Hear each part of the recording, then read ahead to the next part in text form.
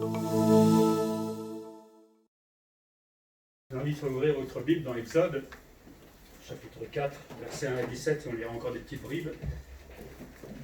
On va parler du service.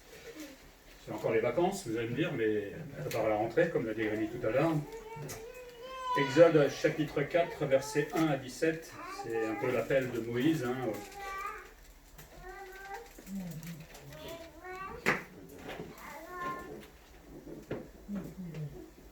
Je lis donc, Moïse répondit et dit, il est devant le buisson ardent et Dieu lui confie sa mission. Et donc Moïse lui répondit et dit, voici, ils ne me croiront point et ils ne m'écouteront point ma voix.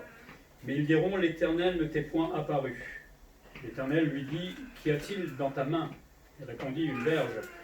L'Éternel dit, jette-la par terre. Il la jeta par terre et elle devint un serpent. Moïse fuyait devant lui. L'Éternel dit à Moïse, étends ta main et saisis-le par la queue. Il étendit la main et le saisit, et le serpent redevint une verge dans sa main.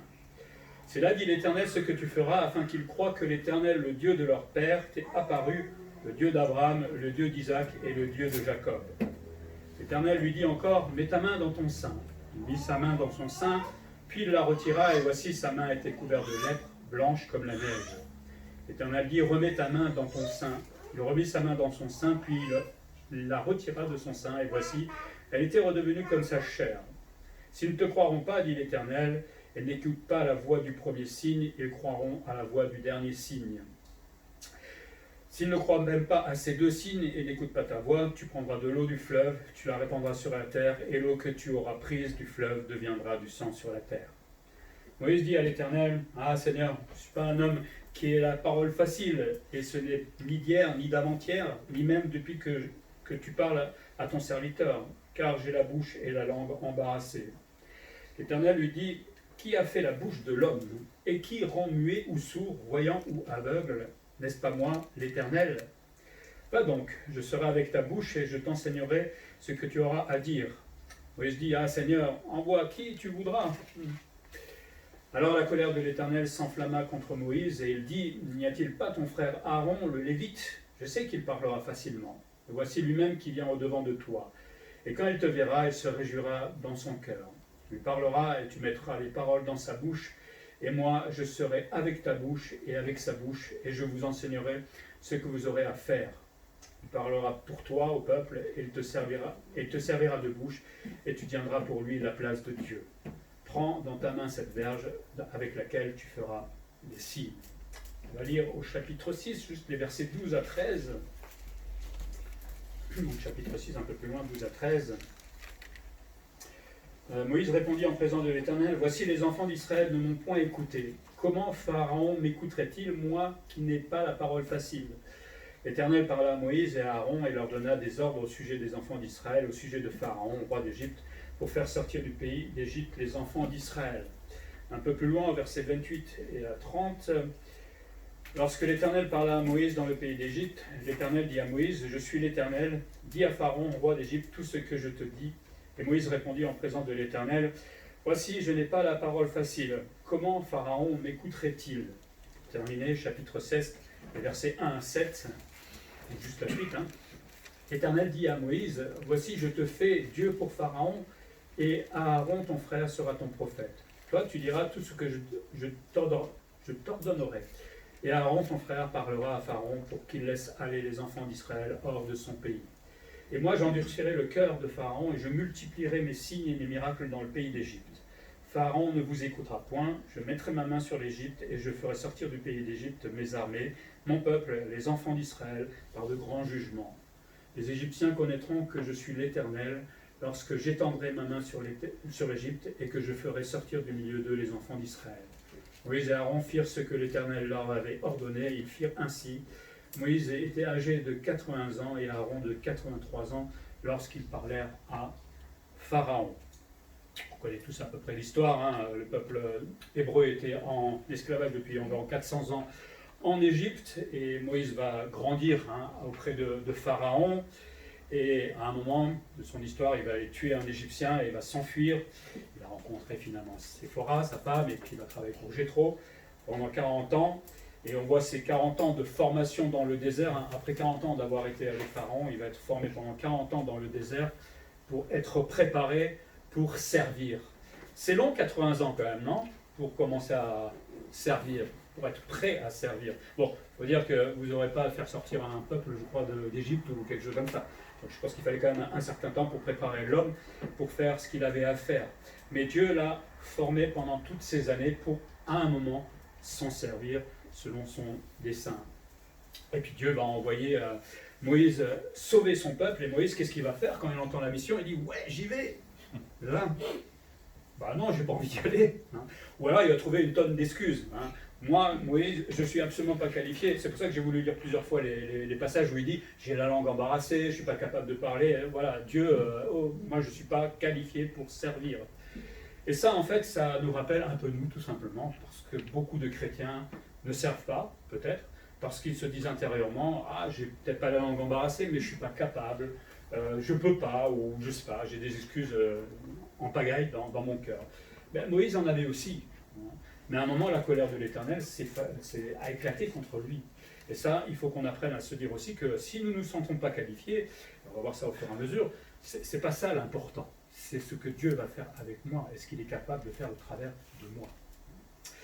Première chose qu'on peut apprendre, c'est ce service, cet appel et cette préparation que Moïse va recevoir. Hein. Donc, Dieu est là en train de lui dire, je t'envoie et je te prépare maintenant pour un sacré boulot.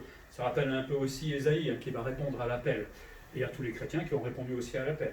Et donc, je disais tout à l'heure, Moïse est devant le buisson ardent, ce buisson ardent qui rappelle la sainteté de Dieu, mais en même temps, vous savez, quand vous approchez de la sainteté de Dieu, on reconnaît tout de suite aussi notre péché à nous. C'est là où il va révéler son nom, je suis, rappelle toute l'éternité de Dieu, tous les attributs, la toute-puissance de Dieu aussi. Hein. Bon, c'est vrai que Moïse découvrait aussi hein, à ce moment-là. Et Dieu, donc, là, va se plaire à confier une mission à Moïse, va sortir les Hébreux d'Égypte. Nous, on connaît tellement l'histoire, pour nous, c'est banal, mais imaginez d'être à la place de Moïse à ce moment-là, qui connaissait à peine l'Éternel, et on nous demande d'aller voir les Égyptiens qui sont terribles, avec leur armée et tout ça, et de dire, bah, maintenant tu vas sortir tous ces gens-là, et il y en avait un paquet, de l'Égypte. Vous auriez accepté la mission, vous? Je serais allé voir Pôle emploi pour voir s'il n'y avait pas d'autre boulot, parce que honnêtement, non, ça ne m'aurait pas intéressé. Ça nous paraît même complètement utopique, inimaginable. C'est comme si je vous disais, on va aller en Corée du Nord aujourd'hui, on va sortir tous les chrétiens qui sont là-bas. C'est complètement insensé. Donc on ne va pas trop jeter non plus le propre sur le pauvre Moïse, hein, parce qu'il a quand même souffert, mais waouh, la mission, elle était quand même difficile. Hein. On a tellement banalisé l'histoire, mais il faut quand même se mettre à la place de Moïse à ce moment-là. Mais Dieu, il va l'équiper, hein, et il va le faire au travers de signes. Il va faire trois démonstrations, j'ai envie de dire, de sa toute-puissance. D'abord ce bâton qui se transforme en serpent, je ne sais pas si ça vous est déjà arrivé, moi ça ne m'est jamais arrivé. Hein. Mais là, Dieu veut montrer à Moïse, regarde, je suis capable d'opérer un miracle. Ça démontre, à toi Moïse, et à nous aujourd'hui évidemment, que je suis puissant et je suis capable de faire des choses qui n'existent pas. C'est un signe pour toi, pour que tu comprennes que, ok, je t'envoie, mais c'est moi qui vais faire des choses extraordinaires. C'est moi. Donc Dieu voulait dire tout simplement à Moïse, je peux absolument tout faire. Hein, comme transformer cette arme, parce que le bâton était souvent une arme pour Moïse à l'époque, mais cette arme que toi tu utilises, moi je peux la transformer en autre chose, en faire quelque chose de plus grand encore. Et puis Dieu va lui redemander de saisir le serpent. Alors il l'a jeté, ça s'est transformé en serpent. Vous avez déjà essayé de saisir un serpent, vous? Ben là, il fait travailler la foi de Moïse, tout simplement, hein, parce que il lui demande de le saisir, ça veut dire que Dieu sait que je peux être capable de le saisir, donc on y va. Hein, et certainement qu'il y allait en tremblant, je n'étais pas là, mais il va malgré tout le saisir, et là, il fait travailler tout simplement la foi de Moïse. Il doit croire en Dieu, que Dieu est capable de l'assister. Et c'est ce qu'il dit, c'est ce que tu feras pour que les gens, ceux devant qui tu seras, croient au Dieu éternel, et il rappelle hein, le Dieu d'Abraham, d'Isaac, de Jacob, le Dieu qui est de toute éternité, hein, que les parents servaient autrefois. Il va donner un deuxième signe, c'est la main couverte de lèpre. Hein, donc il veut appuyer, hein, parce que nous les hommes, on a besoin de combien de signes pour croire enfin que Dieu existe? Il en faut beaucoup. Et encore, c'est que heureusement que Dieu met la conviction en nous, parce que sinon on attendra encore des milliards de signes. Hein. Mais il a besoin d'un deuxième signe, et ce sera cette main couverte de lèpre, hein, qui va appuyer le premier signe. Là encore, Dieu lui démontre qu'il est absolument capable de faire tout ce qu'il veut et quand il veut. Hein. Je ne sais pas si en mettant la main comme ça, vous avez eu la lèpre d'un seul coup, personne, ça arrive à personne. Hein. Mais il met aussi la démonstration là, il met l'accent sur le fait que Moïse doit apprendre à croire en l'Éternel. Parce que si je ne crois pas en l'Éternel, c'est même pas la peine d'aller en Égypte. Hein. C'est la folie dans ce cas-là. Et sans la foi, le service est aussi impossible. Si je ne crois pas que c'est Dieu qui m'envoie, si je ne crois pas que Dieu peut m'assister, c'est pas la peine d'essayer de servir. Ou alors on essaie des fois de servir juste par soi-même, mais alors là, laissez tomber tout de suite, ça ne marchera pas. On a besoin de croire que Dieu va m'utiliser, même si c'est pour des petites choses. On n'a pas besoin d'être missionnaire par terre encore et là. Mais dans les détails peut-être du service de l'Église, Dieu m'utilise quand même et j'ai besoin de cette foi. Troisième chose, l'eau transformée en sang, hein, qui va démontrer à Moïse la souveraineté de Dieu sur la nature aussi. Dieu est capable de faire ce qu'il veut avec la nature qu'il a créée. C'est lui qui l'a créée, il a dit la parole et les choses ont été faites, il dit quelque chose, les choses peuvent être changées tout simplement. Mais il veut montrer à l'homme surtout la toute-puissance en fait de Dieu. Alors, il va le faire, hein, c'est une des plaies d'Égypte, mais c'est pas pour ça que Pharaon va se laisser... mes magiciens le font aussi. Hein. Voilà.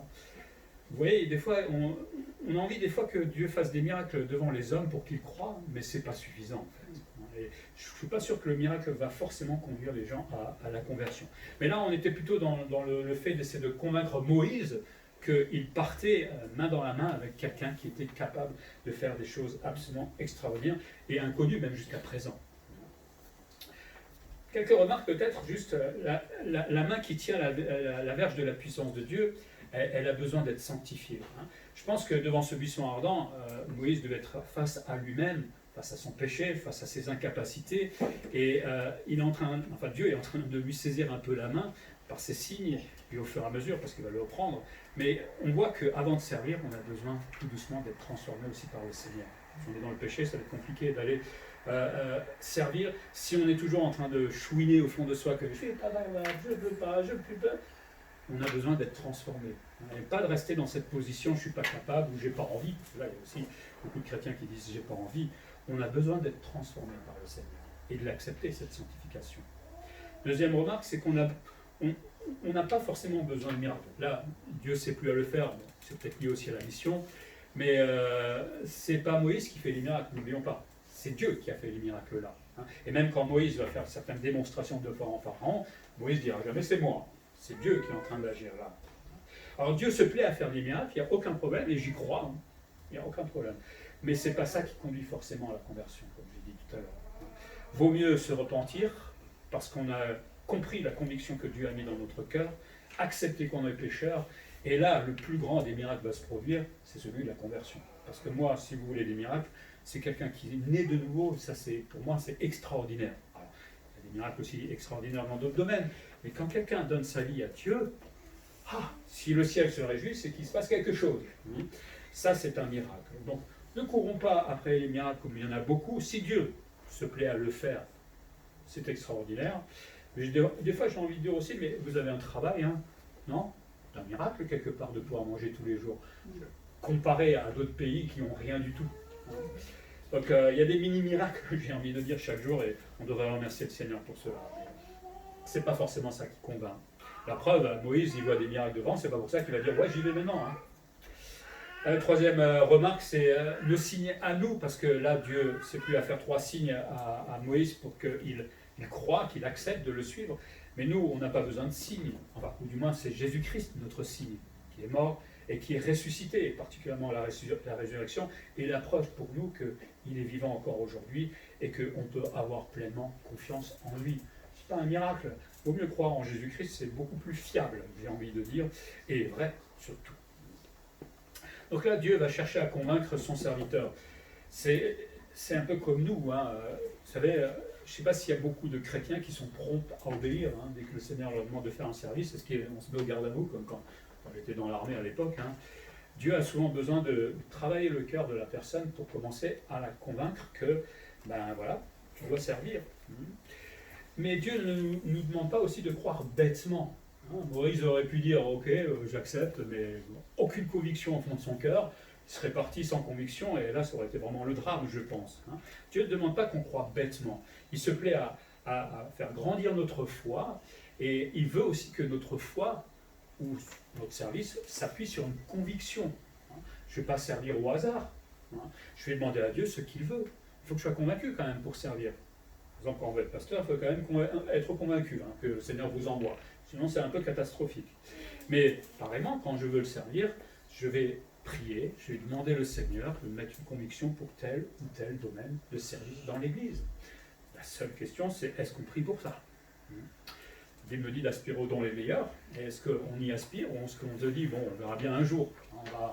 Demain, je prierai pour voir ce que je peux faire pour le Seigneur dans l'Église. Demain, on n'est pas trop pressé aujourd'hui. Mais si la conviction pour Moïse là, est venue au travers de ces signes, et de beaucoup d'autres choses évidemment, aujourd'hui notre conviction à nous vient au travers de la prière, mais aussi de la Bible. Si je lis la Bible, je vais forcément tomber sur plusieurs passages qui disent que le chrétien est appelé à servir dans l'Église. Et donc forcément ça va titiller mon petit cœur, qui va se dire, il faudrait peut-être quand même que je m'y mette un jour. D'accord ?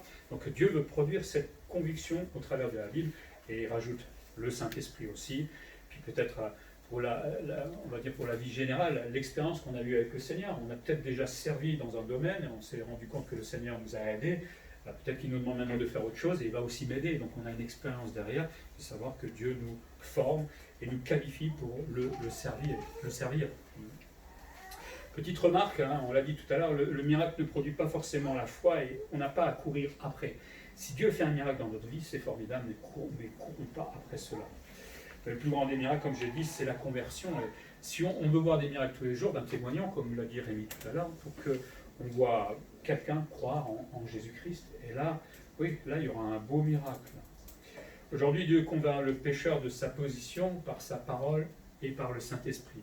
On ne va pas chercher dans le miracle, on ne va pas chercher dans les signes pour être convaincu d'abord d'être pécheur, convaincu de servir aussi. On va le chercher dans la parole de Dieu. Et le travail de la parole de Dieu et du Saint-Esprit vont produire cette conviction de péché, de justice et de jugement dans notre vie. Et c'est comme ça qu'on s'est converti d'ailleurs. Et on va prier pour ceux qui ne connaissent pas le Seigneur pour que cette conviction se fasse. Mais c'est là où on voit combien l'homme, parce que Dieu convainc les hommes, mais on voit combien l'homme est dur des fois pour se laisser convaincre. Quand quelqu'un s'est approché de vous en parlant de Dieu, vous avez dit oui tout de suite, vous êtes repenti. Ah non, il y a eu du travail avant, à mon avis. Moi, je me réjouis d'être au ciel pour voir un peu comment Dieu m'a travaillé, pour voir un peu l'historique de tout ce qu'il a fait et de voir combien il est venu à la charge plusieurs fois après moi, surtout mon expérience a passé. Mais c'est pareil pour chacun d'entre nous, il a pris le temps de nous convaincre. C'était valable dans le domaine de notre conversion, c'est valable encore dans le domaine du service. L'objectif des signes et des miracles, là je reste dans le contexte quand même, c'était de susciter la foi de Moïse. Dieu ne va pas nous balancer des bâtons aujourd'hui pour qu'on les jette, qui deviennent des serpents pour qu'on croie. On a la parole de Dieu. Mais Moïse avait besoin de cela. Et en fait, cet homme, une fois qu'il sera convaincu par Dieu, il va, irradier sur les autres, parce que la foi que lui va avoir, elle va être mise à rude épreuve, surtout quand il sera devant la mer Rouge. Je sais pas, vous avez le peuple derrière, des milliers de personnes derrière vous. Vous avez Pharaon qui va vous pourchasser. Vous vous retrouvez dans la mer et Dieu dit, tu vas ouvrir la mer en deux. Ouais, ça arrive tous les jours quand même. Je ne sais pas si on peut s'imaginer à sa place, quoi. Il a dû être travaillé dans sa foi avant pour commencer à lever le bâton et croire que Dieu allait faire cela. Mais il y a du boulot qui s'est fait entre-temps. Il y a du travail qui s'est fait. Et c'est là où on voit que notre foi, elle grandit et qu'on est prêt à accepter des choses même peut-être incroyables de la part de Dieu quand il nous appelle à le servir. Mais il avait besoin de foi pour que les autres aussi soient touchés par cette foi. Et aussi, l'objectif, c'est de croire en l'Éternel, le Dieu de leur père, parce que peut-être le peuple qui était là en esclavage depuis un moment avait certainement oublié Abraham, Isaac, etc. Donc le fait que Moïse croit en Dieu démontre cette foi. C'était utile aussi peut-être pour raviver tout simplement la foi des Hébreux qui étaient en esclavage. Croire en Dieu, c'est-à-dire le Dieu d'Abraham, Isaac, Jacob, comme l'Éternel, c'est-à-dire de peuple d'Israël, peuple hébreu, croyez que vous avez un Dieu qui est omnipotent, qui est infini, qui peut absolument tout. J'imagine que quand Moïse est arrivé devant les anciens d'Israël, des Hébreux, Et alors, il dit, bon, maintenant on sort d'Égypte. Ils ont dû l'accueillir un peu bizarrement quand même. Il était gentil, de quoi tu nous parles? D'ailleurs, ils l'ont un peu bousculé au départ. Mais Moïse devait avoir vraiment une foi terrible pour quand même revenir à la charte et la faire croire que c'était possible. Donc Moïse va pouvoir accomplir sa mission parce qu'il a été équipé de la toute-puissance de Dieu à ce moment-là. Et le fait que Dieu l'équipe, ça nous rappelle qu'il était totalement dépendant de Dieu. Honnêtement, tous ces signes qu'il a fait là, l'homme ne peut pas le faire. Alors, si vous êtes magicien ou si vous faites de la sorcellerie, des choses comme ça, mais ça, c'est pas l'idée. Mais là, il devenait totalement dépendant de Dieu. Et ça, c'est une leçon pour nous aussi, c'est que nous, on veut le servir, et des fois, on essaie de le faire avec nos forces, avec nos moyens. Alors que le Seigneur, ce qu'il veut simplement, c'est qu'on lâche tout et qu'on dépende totalement de lui. On veut le servir, mais c'est lui qui travaille en nous. Et quand on est dépendant de Dieu, on ne peut plus servir avec orgueil. Puisque à partir du moment que je dis que c'est Dieu qui fait tout au travers de moi, je ne peux pas me flatter à un moment, et il n'y a plus d'orgueil. Et je ne pense pas que Moïse avait de l'orgueil, parce que bon, tout ce qu'il a vécu, je ne pense pas qu'il en avait beaucoup, il souffrait plus qu'autre chose. Mais voilà, quand je suis dépendant de Dieu, ça c'est formidable, parce que non seulement je sers comme Dieu veut, mais en plus, je ne le fais pas avec de l'orgueil. Deuxième chose qu'on apprend, c'est que le service et les objections du serviteur, ou plutôt le service et quand Dieu nous propose de le servir, le serviteur objecte. La première objection que Moïse va faire, c'est il va parler de ses capacités personnelles. Exode 4, 10, « Je n'ai pas la parole facile. » Dieu, toi l'Éternel, grand Dieu qui sait absolument tout, qui sait même la suite de l'histoire, qui me dit que moi je dois aller en Égypte pour aller sauver le peuple, moi je te dis, petit homme que je suis, que j'ai pas la parole facile. Qui il faut croire là? On est terrible des fois en disant ça à Dieu, hein. On ne se rend pas compte parce que quand Dieu me demande de le servir, il sait que je suis capable de le faire, il va trouver un moyen de le faire. Mais si moi je lui réponds que je ne peux pas, je suis en train de dénigrer Dieu, je suis en train de le diminuer d'une certaine manière et de dire mais tu sais rien en fait. Hein. Et donc la langue de Moïse était embarrassée, on ne sait pas exactement ce qu'il avait, il y en a qui pensent qu'il ne parlait pas bien la langue maternelle, peut-être hébreu, on ne sait pas, enfin bon, c'est pas le plus important. En tout cas il avait une difficulté à communiquer. Mais si Dieu l'appelle, il sait ce qu'il fait Dieu. Donc ce n'est pas à nous de répondre à Dieu, je ne peux pas, puisque c'est Dieu qui m'appelle. Donc, malgré les défauts, Dieu peut nous appeler. Si on s'assoit des fois en se disant, moi j'aimerais bien servir l'Église, mais j'ai tellement de défauts, je ne suis pas capacité, je suis peut-être handicapé, ou je ne sais pas quoi, mais si Dieu m'appelle, me dit que j'ai un service à faire dans l'Église, ça veut dire que je peux le faire. Il faut que j'arrête de trouver toujours des excuses dans ma tête pour ne pas le faire.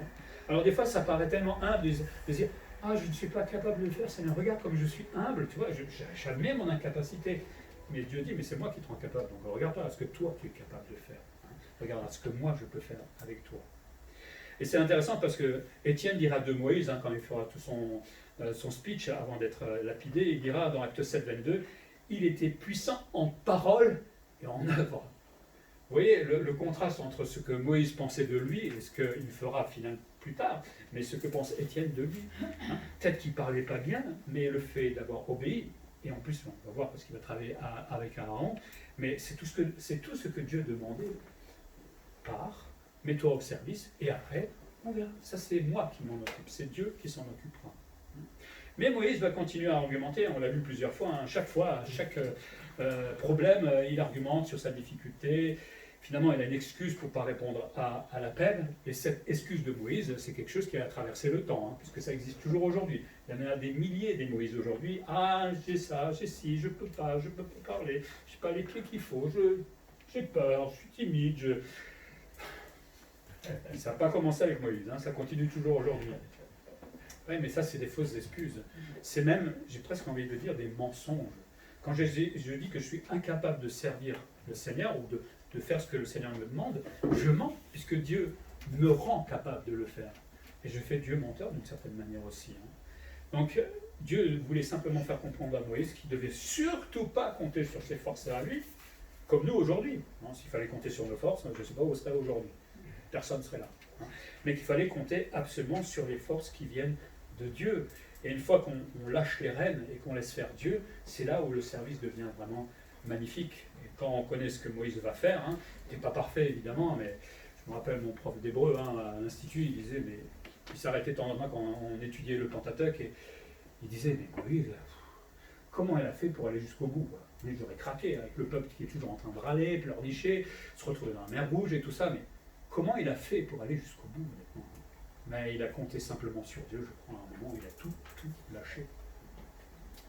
Mais là où Moïse râle en disant qu'il a la bouche embarrassée, Dieu dit, moi, j'ai créé la bouche. Alors on ne peut plus rien dire, hein. En fait, ça lui ferme la bouche, hein, quelque part.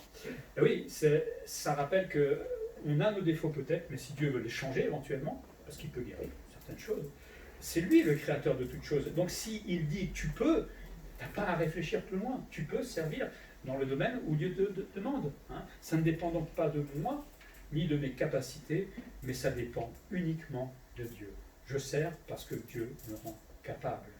Et comme il dit, Dieu sera sa bouche d'une certaine manière, hein, et Moïse est simplement l'instrument qui va aller devant Pharaon, qui va demander à ce que le peuple sorte. On est juste des instruments. C'est Dieu qui se sert de nous. Hein. Alors mes handicaps à moi, quel qu'il soit, hein, la parole, peut-être dans les membres, je ne sais pas, mais nos handicaps ne limitent jamais Dieu. Jamais. Dieu peut tout faire. Donc on n'a absolument aucune excuse pour ne pas servir. De toute façon, on est né de nouveau avec des œuvres préparées d'avance pour que nous les contemplions, admirions. Non, pour que nous les pratiquions. Exactement. Dieu nous a permis de naître de nouveau, d'être graciés, mais il nous a mis aussi au travail. Et il a dit que, ok, tu es gracié, maintenant tu te mets au travail. Et il a donné des dons à chacun comme il veut. Donc on n'a absolument aucune excuse pour ne pas servir dans l'Église. Vous ne savez pas quoi faire? Priez, demandez au Seigneur, venez me voir, ou venez voir peut-être les frères, etc. Des fois, moi je repère un petit peu, hein. Mais prenez le temps de prier. Hein. Je crois que j'ai déjà raconté, j'avais un jeune qui voulait absolument aller dans la chorale quand j'étais dans une église, mais qui chantait absolument faux. Mais alors un truc, j'ai jamais vu ça, quoi. Mais pourtant, j'aime la musique, mais... Alors j'ai dit, écoute, je ne savais pas comment lui dire. Tu vas prier pendant un mois, je vais prier de mon côté, et tu vas voir si c'est vraiment le service que Dieu veut pour toi.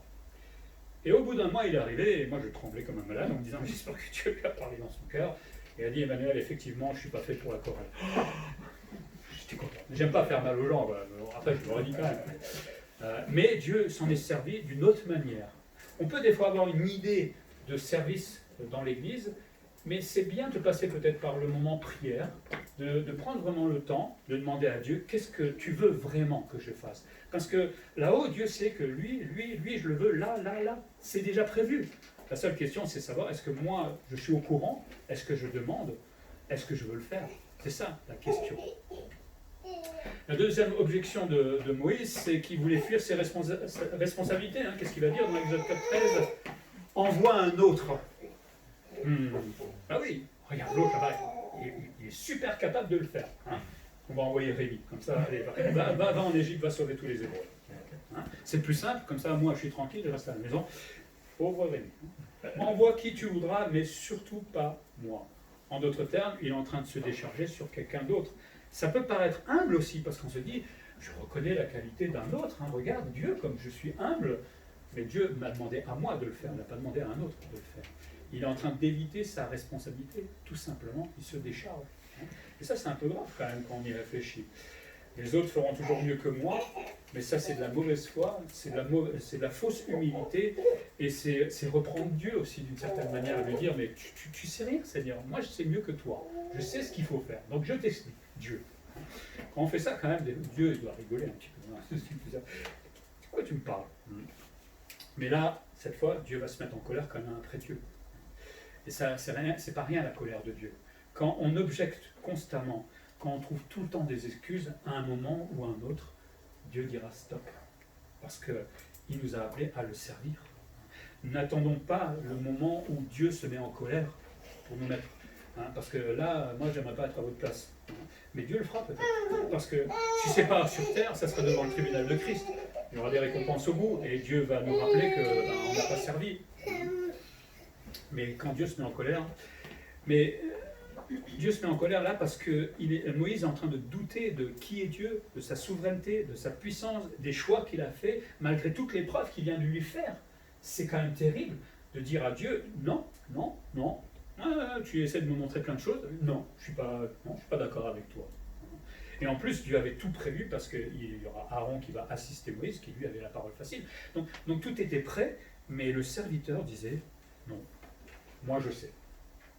C'est triste quand on en est là. Il y a peut-être des gens ici dans l'église qui ont un service qui est prévu et qui ne le font pas aujourd'hui. Et c'est bien dommage de ne pas le faire.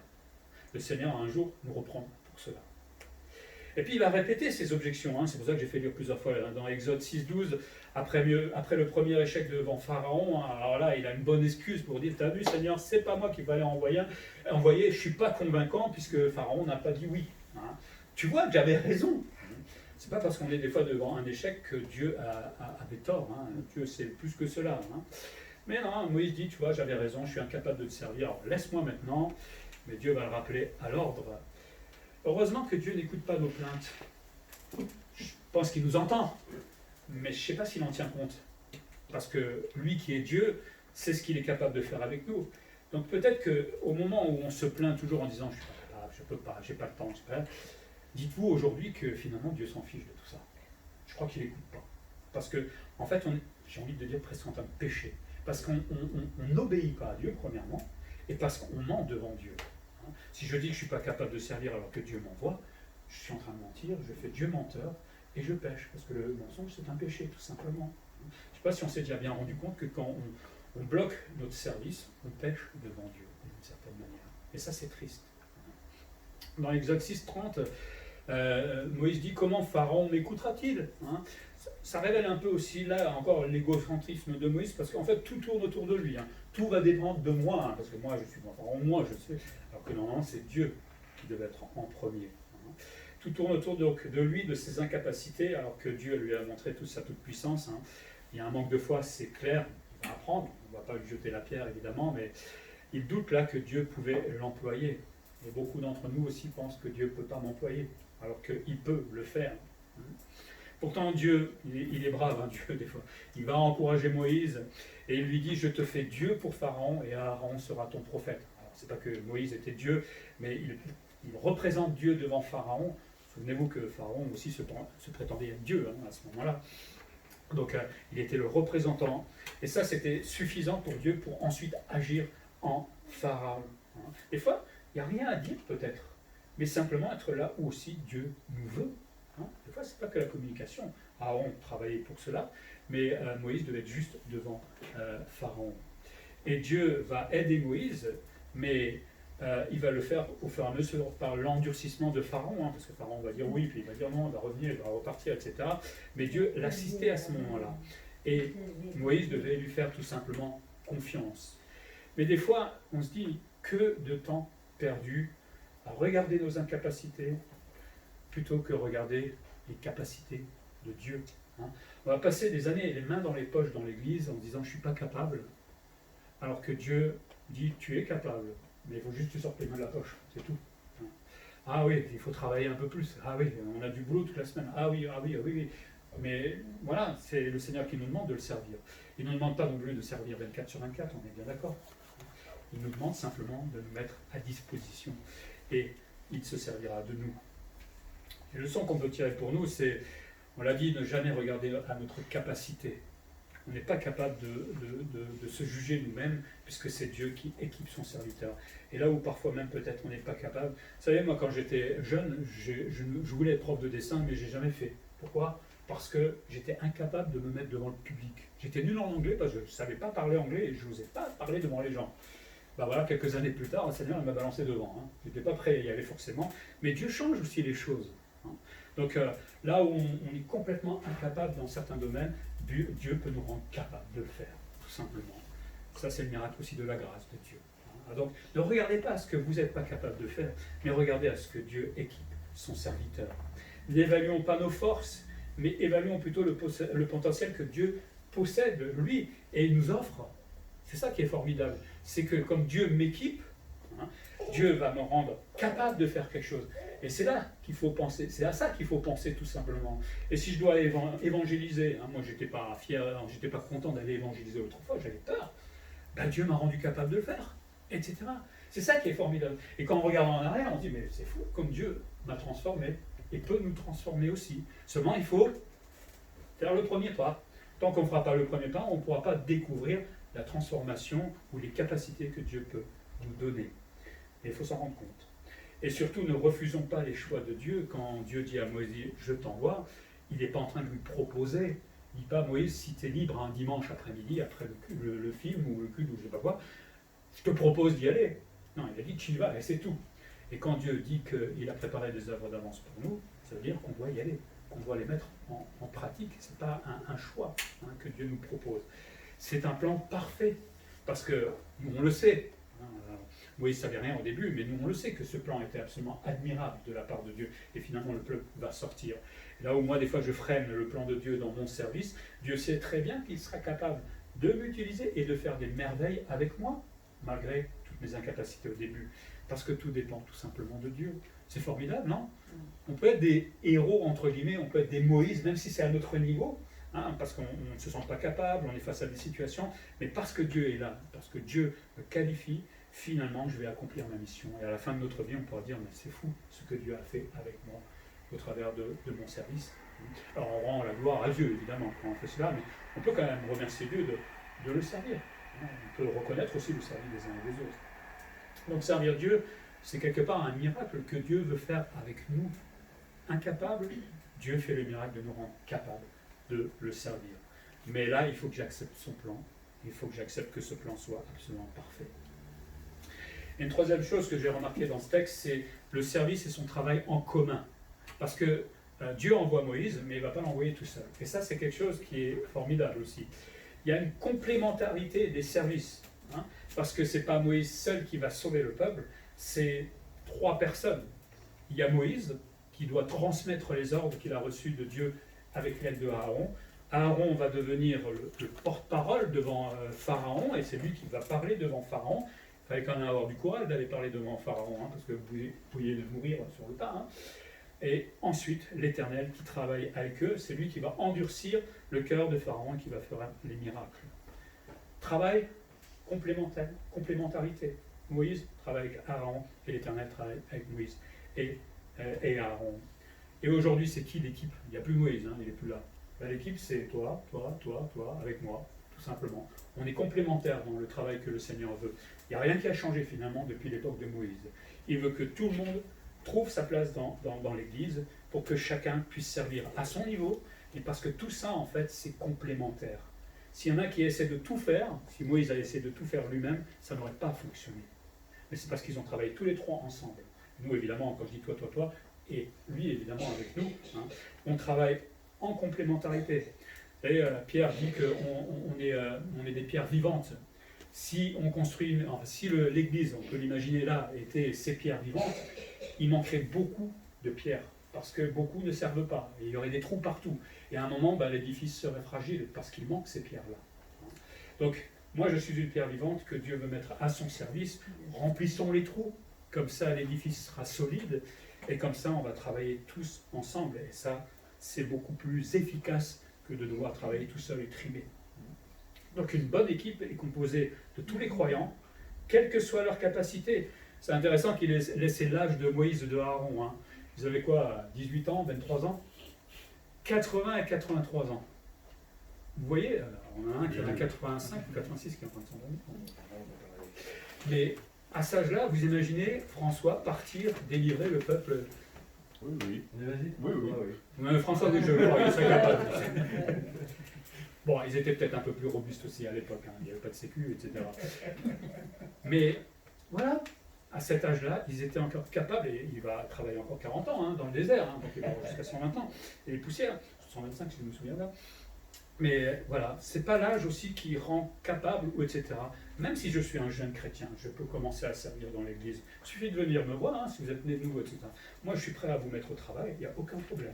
Donc l'équipe, c'est tous les croyants, mais surtout, et là, il est nécessaire, le capitaine à la barre, c'est Dieu lui-même, c'est Jésus-Christ, qui va nous rendre capables de nous mettre à travailler, qui a rendu capable de plier ce pharaon qui était vraiment têtu comme une mule, mais finalement, le peuple est sorti d'Égypte. À cause de la complémentarité, mais aussi parce que chacun s'est mis au travail, tout simplement. Et Dieu a pourvu. Observons aussi les objectifs en commun qu'il y avait. Le premier, c'était de défier ce qui est impossible. Parce que la mission de Moïse de Aaron et de Dieu, c'était de faire sortir le peuple hébreu d'Égypte. Complètement utopique pour moi. Hein. Si j'étais à la place de Moïse, c'est carrément du délire. Qu'est-ce que vous voulez que je fasse? Moi, je ne peux rien faire. Hein. C'était complètement impossible. Mais aujourd'hui, on se dit aussi des fois qu'on doit annoncer l'évangile, comme on l'avait dit pendant la présidence, annoncer la réconciliation aux pécheurs, ben des fois ça paraît complètement utopique. Des fois je regarde mes collègues de travail, je me dis je ne sais pas comment je vais faire pour leur parler d'évangile.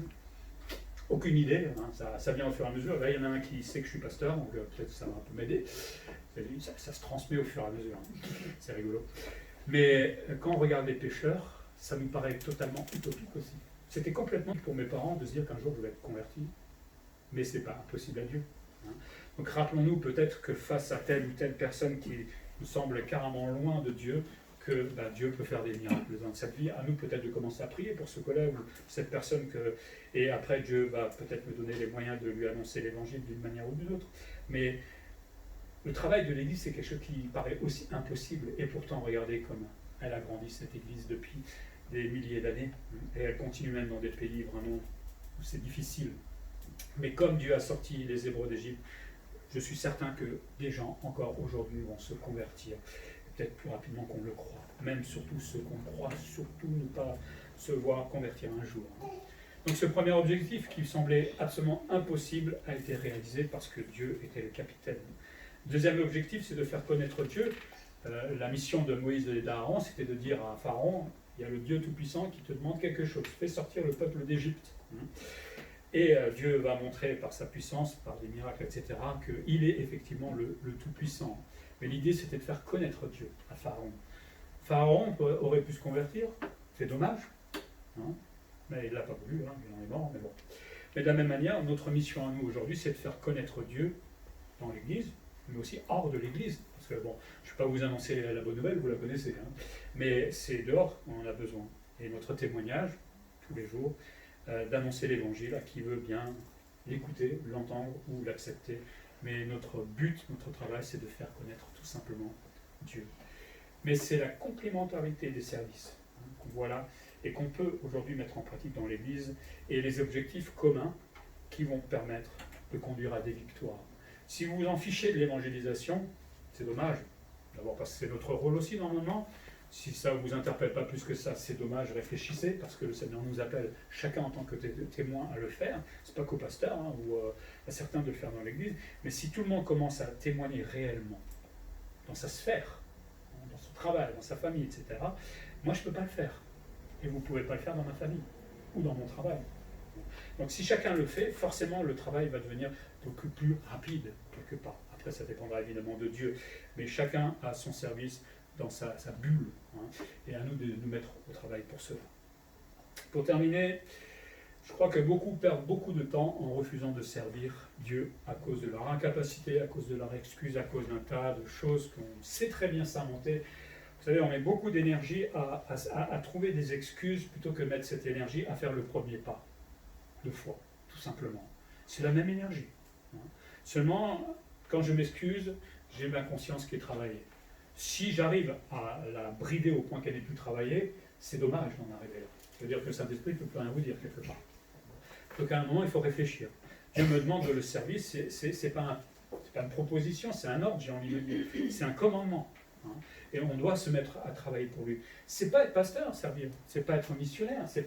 C'est peut-être prier pour l'Église tous les jours. Je sais pas, il y a tellement de choses à faire. Poser la question à Dieu.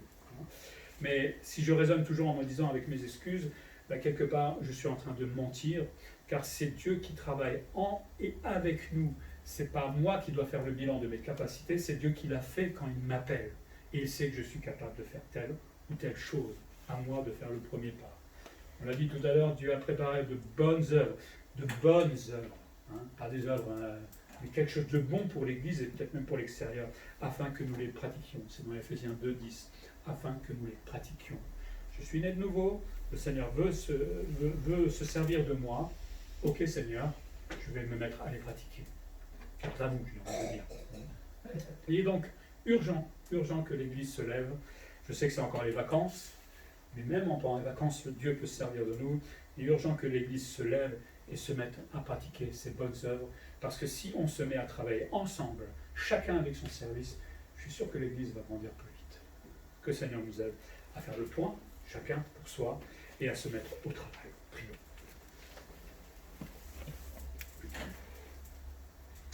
Seigneur, merci de nous avoir laissé ces objections ou ces excuses de Moïse pour ne pas se mettre au travail, pour ne pas accomplir la mission que tu lui avais ordonnée et proposée. Seigneur, oui, nous sommes comme cela, bien souvent un peu paresseux, à nous regarder nous-mêmes plutôt qu'à te regarder toi. Toi, tu es capable de tout. Alors, on le sait en tant que chrétien, mais quand il s'agit de le mettre en pratique, c'est autre chose bien souvent. Apprends-nous à ne plus nous regarder nous-mêmes, mais à regarder à ta capacité, à la formation que tu veux peut-être faire en nous, à la transformation que tu vas certainement faire en nous pour que nous puissions être missionnés par toi. Je prie pour cette Église. Je sais que certains servent, d'autres ne servent pas. Tu sais pourquoi. Tu sais aussi ce qu'ils pourraient faire dans l'Église. Donne-leur envie de se mettre à prier ardemment pour chercher ta volonté dans ce domaine-là, pour que nous puissions les mettre à ta disposition dans cette Église et qu'ils puissent se réjouir de te servir, Seigneur.